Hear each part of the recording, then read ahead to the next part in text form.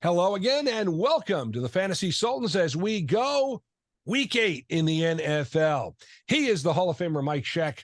I am Tripp Rogers. I'm not in the Hall of Fame, and based on my performance in fantasy the last 2 weeks, I will never make it to the Hall of Fame. Well, you got through by Mageddon, which is what the fantasy people were calling last week, because that was 6 buys. We go this week with no buys. Not bad. Not bad at all. It's either feast or famine. That's pretty much what it is. Well, week 13 is going to be the next big week where a lot of teams are going to be off. But, you know, it's funny. By week 13, you're going to pretty much know where you stand in fantasy. And, you know, how hard you play in week 13 will probably be determined over the course of the next 4 weeks. Thinking about that. All right. This is where you make your push, because if you go into week 13 and your team has a lot of buys, and again, might be something to look at now, but don't get too far ahead of yourself. But that's something to consider, because, and I'll say this, there are no buys this week, but next week, if you got a buy and you go and sub a player in and you pick up a player, if they got a week 13 buy, you're going to be in the same boat 3 weeks from now. Just keep that in mind. You've got to, I think that week 13 is really going to be a make or break for a lot of people this year, Mike. And you know what's coming up after week 13, a couple weeks after that, we'll be dragging that Festivus poll out of the crawl space. That's and right. Getting ready for Fantasy Festivus. But you know what? Let's do a preview of Fantasy Festivus with our disappointments, being that we're halfway to Festivus. Halfway. Halloween is coming up. My team is frightfully bad. It's not good at all. So we get ourselves ready for Fantasy Festivus, the airing of grievances. Will these players be on our list when it comes time for Festivus? We'll have to see what happens. It's going to be interesting. All right. You want me to lead off on that? Go ahead. Okay. So far this year, I've got a lot of issues with these people, you know, airing of grievances. First of all, Daniel Jones. Take away the fact he's been injured. He's had no offensive line. The Giants have looked awful. Now, it's funny because this week they play the Jets in New York, and people are screaming that Tyrod Taylor should be the starting quarterback. No. Daniel Jones is that starting quarterback. And the fact that, think about this, the last time that both he and Saquon Barkley were on the field together, and they put together the biggest point scoring half the Giants have had this season. A team that has not scored a touchdown in the first half until last week. I should mention that real quick. Daniel Jones has been a huge disappointment this year. A lot of people expected big things, but again, the contract, he played well last year, but this Giant team, the offense is terrible. The offensive line is terrible. So Daniel Jones has got to be a big disappointment. And we'll stay in quarterbacks. Justin Fields. Everybody thought Justin Fields was going to take the big turn this year. They thought the Bears were going to do it. And they thought Justin Fields was ready. He has done nothing. And he is now injured. And you've got an undrafted Division II quarterback who is leading the Bears. Justin Fields this is a make or break year for him in Chicago. Matt Eberflus, I mean, the Buzzards are already starting to circle there. There were rumors that if they did not pull off that win on Thursday night, that big win that they did have on Thursday night, Eberflus would have been gone at that point. Deshaun Watson, talk about bad trades in the history of the NFL. The Cleveland Browns trades for Deshaun Watson is probably right up there, if not number one. They gave up a king's ransom for someone who has been pedestrian at best in what we've seen. Thought he would take a big turn this year. He has been hugely disappointing. You have the injury issues and now the shoulder issue, and the Cleveland Browns are starting a guy they never thought they would be starting, having traded away Josh Dobbs in the preseason to Arizona. Just think about that, folks. What if Josh Dobbs was the backup quarterback in Cleveland instead of PJ Clark? Just saying. A couple of wide receivers who have been disappointing this year. Sky Moore for Kansas City. he just doesn't seem to find any traction. And this is a Kansas City team that basically is Patrick Mahomes and Mr. Taylor Swift. Oh, no, excuse me, Travis Kelce. And that's it. This team, Isaiah Pacheco, yeah, okay, we'll throw him in there too. But that's the way this team is. And Sky Moore was somebody who everybody thought was going to be great. We knew that we knew that the Chiefs were going to have issues outside of Travis Kelce, and their wide receivers have just not done well.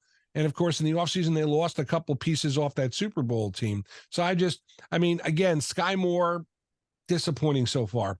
And last but not least, Cortland Sutton for the Denver Broncos. Well, let's be realistic, folks.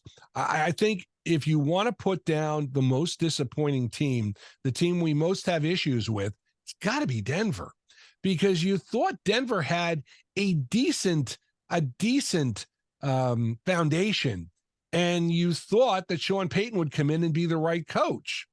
And you thought Cortland Sutton was going to be dynamic in the second year with Russell Wilson. None of the above has happened. And I'm telling you, that is just awful. And especially given the fact that Sean Payton came out and really ripped on Nathaniel Hackett, who was the head coach of the Broncos last year. And then, they ended up losing to the Jets. Yeah. I just think the Denver situation is just awful. But Cortland Sutton was somebody who we expected a lot from this year fantasy, and he's not done it. Mike, who are your disappointments halfway through? Well, he's on my fantasy team. That has to be Joe Burrow. Here's a quarterback drafted round 3, round 4, and he's only been able to crack 20 or more fantasy points in 1 week of the season so far. Now, to be fair, we expected a slow start from Burrow with the injury in training camp. He re-aggravated his calf. That affected his performance. But since week 5, he's been able to put up a little bit better numbers, but still has only been able to crack 20 or more fantasy points in one game, as I mentioned. Otherwise, he's just been average. He's a quarterback you expected to draft in the later rounds, not a second-tier quarterback. Not getting the job done is Joe Burrow.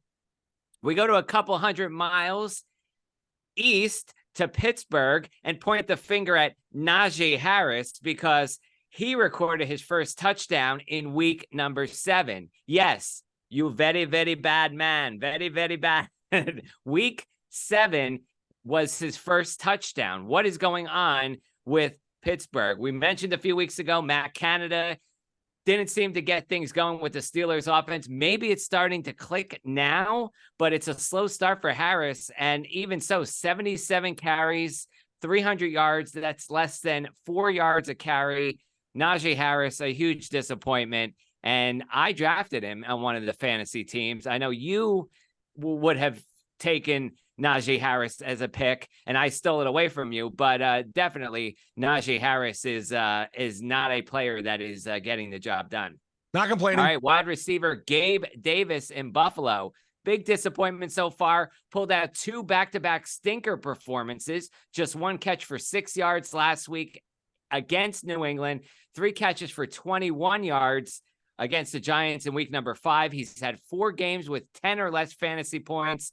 Definitely a guy to have last season on your roster. Not so much this year. What is going on with that Buffalo offense, too? It's struggling at times. Josh Allen, yeah, he's been a solid fantasy quarterback, but even in-game decisions, he's been making mistakes, and it's Buffalo that's been costed. Obviously, last week against New England, that was a big disappointment. Buffalo dropping to 4-3. Not the team in the AFC. We expected Kansas City and Buffalo to be at the top, and Buffalo is not that team that we expected so far. We'll see what happens at the second half. Moving on to Christian Watson in Green Bay. And Watson, my dear, not getting it done. In fact, he's not even playing some weeks. He started the season missing 2 of 3 games. No performance more than 11 fantasy points. 1 touchdown on the season. You, my friend Watson, are an unsolved mystery. All right, wide receiver that is not living up to his hype, Devonta Smith. We go on to him. The Philadelphia Eagles. Yeah. He had two 15-point performances to start the season, and after that, it's been all downhill. Only 2 touchdowns on the season. I think A.J. Brown's kind of stealing away a lot of the show in Philly. He's been getting the job done, and that has been taken away from Devonta Smith. I thought he was going to be a big leader on that Philadelphia offense, and so far, not so much. Well, you know what? That's pretty much my disappointment so far. And you know what, Tripp? I mean, look, disappointments, they could end up being gold down the stretch. But like I said, we'll have to see if these disappointments will continue or if they're going to be gold, because what matters is the second half and what carries your team into the playoffs, because that's where you need your players the most. But of course, if they're not getting the job done, you're not even making the playoffs. I want to touch on something you mentioned about Buffalo. And one of the things that I heard time and time again, I've heard this a couple of times in people talking about what's wrong with Buffalo, because Buffalo has struggled early on. And I think part of it is Josh Allen is being asked to do so much, and it's a lot of pressure on him. It doesn't seem like anybody is taking that pressure off of him. The running back situation has been awful. They've had injuries. They've just had to put one of their running backs on IR, and Latavius Murray is probably their most reliable running back at this point. And you have Stephon Diggs, who is a great wide receiver, and you have Gabe Davis, but Davis has underperformed. Stephon Diggs is drawing double coverage at that point. Your tight end situation, Dawson Knox, is now injured. So this is a Buffalo team that is struggling, and it's all kind of going on the quarterback's shoulders, per se. And I think that's part of it. We've expected so much from Josh Allen, but I think the reason why he's been such a good fantasy performer is he's had some players around him that have been able to take some of the pressure off him. Pressure squarely on him right now, and I think that's part of the problem. They did not look good against the Giants. The Giants defense had their way with them. They did not look good this week, and they lose to a New England team that, let's be realistic, this is not a New England. This is not your father's New England team. This is not New England of Tom Brady. This is not a good team. And I really think Buffalo, I think we just say Buffalo is probably the most disappointing fantasy team so far, or underperforming fantasy team. I mean, let's be realistic. Miami Dolphins overperforming. Mm-hmm. The Buffalo Bills underperforming. That's the way it goes. Moving on now. Import exports for week number 8. Again, as we mentioned at the top of the show, there are no buys this week. So you've got every team playing a game this week. Mike, who you got for import exports? Well, I don't have any exports this week. I'm going to focus all on the importing. And Los Angeles Rams running back Darrell Henderson Jr. You've heard the expression any given Sunday. Well, it's any given Sunday with the Rams, because he stepped onto the scene after Kyren Williams and Ronnie Rivers got hurt in week number 6. It appeared Zach Evans would be the best running back until Williams came back. Then Henderson was signed and Royce Freeman was promoted to the practice squad. Evans, a non-factor and a coach's decision that brought in Henderson, and Henderson played well. He carried the ball for 61 yards and a touchdown, 1 catch for 5 yards. Freeman had 12 carries for 66 yards. And while you could add Freeman, I think he's a lesser priority at this point. Henderson is definitely the guy that you want. Williams won't be back for another 3 weeks. So this is a nice short-term add for your roster. A wide receiver you want to look at in Seattle, Jackson Smith-Njigba. Wide receiver there. We had DK Metcalf missing last week with a hip injury. Njigba stepped up with 4 carries, 64 yards, and the first touchdown of his promising career. And maybe this is the start of something for him. He now has 12 targets in Seattle's bye in week number 5, and he's played at least 63% of the snaps in that outing.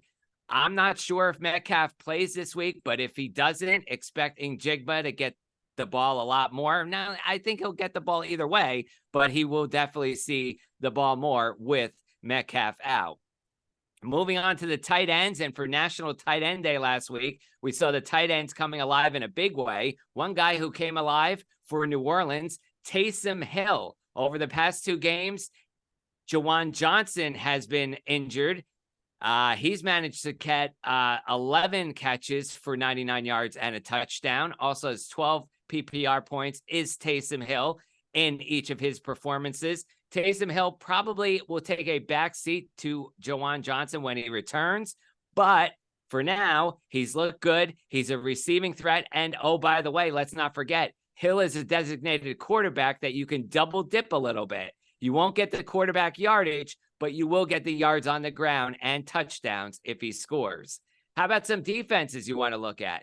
We have the Detroit Lions defense. They face Las Vegas and Josh McDaniels. Tripp, can you say his seat is getting hotter and hotter at the moment? Doesn't help that Jimmy Garoppolo is out.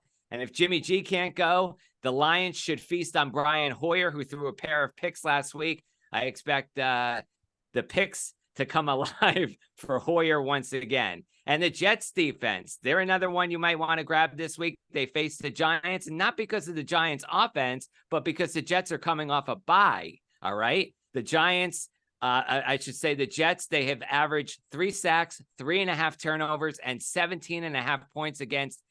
They held Philly down to 14 points too. So, and that's a high flying Philly offense. So for the Jets to do that with their defense, they're a team you want to grab this week if you're in need of a defense. All right, let's flip around. I do have. I'm gonna start. Well, no, I'll go exports last. How about imports? Let's talk tight end.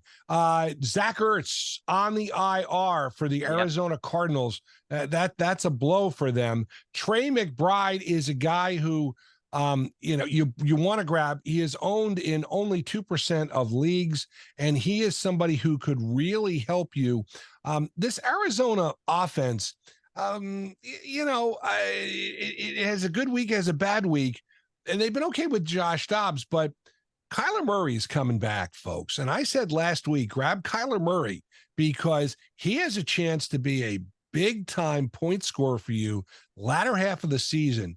And you got to like some of the things this Arizona Cardinals offense is doing, and I only think they can get better with Kyler Murray. And Trey McBride is a guy who, people have talked about for a while. He will probably average 4 receptions per game or more as time goes on, especially with Ertz out now on IR for Arizona. He's a guy you should pick up. And again, he'll help you in tight end situation. There are not a lot of tight ends. And I know I'm looking at my teams and I'm just like, oh boy. Wide receiver, Marvin Mims. Now, you may say to yourself, why am I going to pick this guy up? I've just been ripping the Denver offense.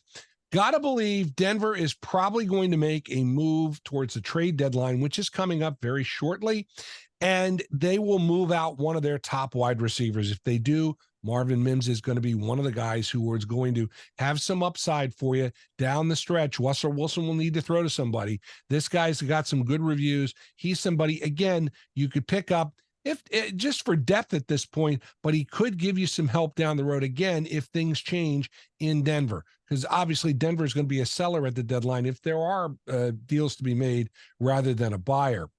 We talk about quarterbacks, and listen, we got news that Brock Purdy is now in concussion protocol. He exhibited symptoms on the way home from that disaster in Minnesota Monday night. So if you're looking for a quarterback, even a spot starter for a week, Sam Darnold, your guy. Sam Darnold. When was the last time I said that, Mike? Sam Darnold. I am. Let's be realistic. He's a guy who can give you a quality start or two in this San Francisco offense. The San Francisco offense, not bad. Not bad at all. You got Kittle, you got Ayuk, you got McCaffrey. I mean, although McCaffrey was dinged up, he still played great on Monday night. Oh, yeah. I think this San Francisco offense with Sam Darnold will be good. And Sam Darnold, again, he's not going to be the be all end all here. But again, for a couple of weeks, if you need a quarterback, especially you got a week 9 bye with your quarterback, pick up Sam Darnold. All right. Another quarterback I want to mention, Gardner Minshew. Minshew mania alive and well in Indianapolis. Let's face it. He'll be Indy starter for the rest of the season because Anthony Richardson has, of course, undergone surgery for his shoulder. And he's got some pieces of the puzzle. The fact that Jonathan Taylor is back in that offense. You got Zach Moss. I mean, I think, he's got a lot of upside, and he's a quarterback that can help you as you move forward. So again, if you're looking for some quarterback depth, or you're looking perhaps to get somebody as a spot starter or quarterback, Gardner Minshew and Minshew Mania could be your guy. I'm going to give you a name that will probably shock you. But again, given where we are at this point of the season and all of the injuries we have seen, especially in the running back ranks, right now he's a free agent, but he's available and could be somebody, if you got room on your bench, to maybe stash. Leonard Fournette. Do you think he's done? I don't think so.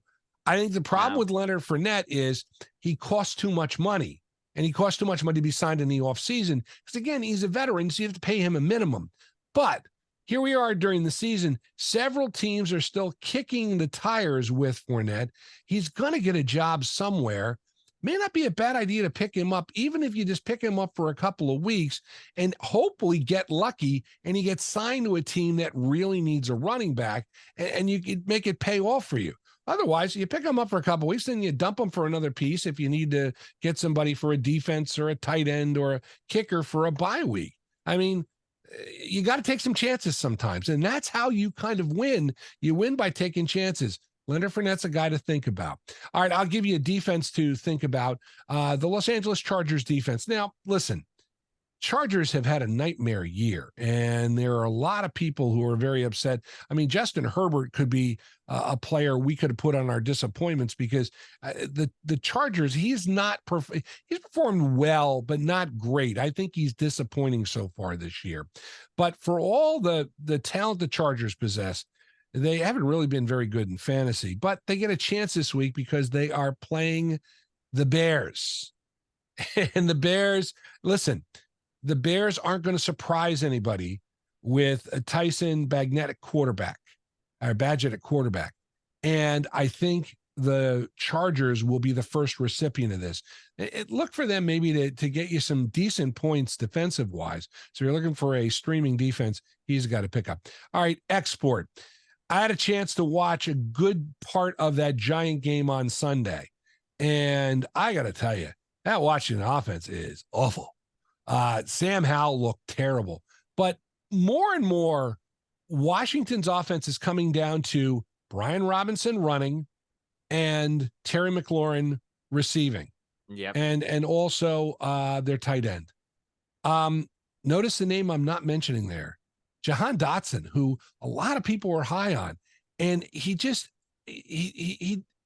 didn't look good Sunday. And I think we've seen enough of a body of work. I just think Jahan Dotson, goodbye, let him go. I think export him because I just don't think Washington is now to the point where, Eric Bieniemy, I think Eric Bieniemy is under the gun a little bit. And this performance against the Giants really has turned people's perspectives on the the Commanders.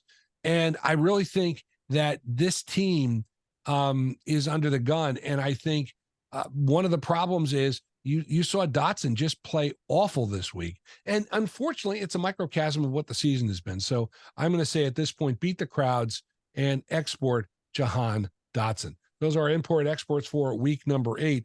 Mike, we get to this point of the season and we always talk about, you split the season up into 4 quarters, that kind of thing. But we are now basically past the 1/3 mark. And I think that week 7 by Mageddon was a big benchmark. And if you get over that hurdle, now you've got some time really to maybe make some moves in your fantasy and make some moves, win some games down the stretch before you hit that next big hurdle of week 13. So what would you suggest, sir? Well, I mean, I think you definitely have to get yourself prepared and know that the waiver wire is going to get more scrappier and scrappier, as I like to call it. So now's the time to find the players on the waiver wire, not like you said, down the stretch in week 13, because that's where you're going to get the most difficulty. I mean, you could find the diamond in the rough here and there, but it's going to be few and far between. So here's the time to prepare yourself and get your team going. And I think, you know, the most fortunate teams here on out are going to be the ones who don't get the players with the most injuries, because, you know, you deal with injuries, that's huge and costly to your team. And that's something you can't afford, because that's going to cause you to have to go to the waiver wire. And like I mentioned, you know, the waiver wire is going to be few and far between down the stretch. But, you know, when I think about players and your team performances, Tripp, I think, you know, like I said, preparing yourself is the biggest one of them all. But I think it also is your players' performances and how they do, because if your players don't perform and you could have the best roster on paper. Okay. We see it time and time again. How many drafts have you and I said, oh man, our draft is like solid. We're coming through. This is like going to be a cakewalk. And it's not, because you either get injuries or you get the performances of the players. They don't turn out the way you think they're going to be at the beginning of the season. And I think a couple of these disappointments that I mentioned are a few of them that I think had huge expectations and are underperforming at this point. But like I said, they could turn it around. I think that's key. Yeah, I definitely agree with you. Again, you're heading into a very important stretch. Waiver wire is going to be important too, and also keep up on the inactives, because I know a couple of people. Yeah, we've seen it on a couple of message boards. You know, people, oh, I didn't know he was an inactive. Well, you gotta look at the inactive. You gotta check what's going on Sunday morning. You know, and you know, the other part of it is that sometimes you get unlucky. You know, Bijan Robinson with the Falcons on Sunday, people thought, okay, he's going to play, and he really didn't play. Now the NFL, you know, is looking into the situation, but listen, sometimes those are just the breaks. That's what happens. Or you know, you have somebody on your bench who's, you know, super producing, and you miss on that one. Well, that happens. You shake it off, you move on to the next week. That's going to wrap up for the Fantasy Sultans for this week. Love to hear your questions, comments about our podcast. All you got to do is email us at thefantasysultans@gmail.com. Be on the lookout for my other podcast, which is Tripp's Take. You can find it on YouTube. You can also find it on Spotify for podcasters and other places. Hey, if you like the music of the 60s, 70s, and 80s, why don't you give a listen to WTRSradio.com. And you come to us, ding dong, the bell is ringing for the treats, not the tricks, because we only hand out the Smarties and the Good and Plenties for Halloween and the entire fantasy football season. Full size ones too. Full size candy bars only right here at the Fantasy Sultans, because we are the Fantasy Sultans. And you are not.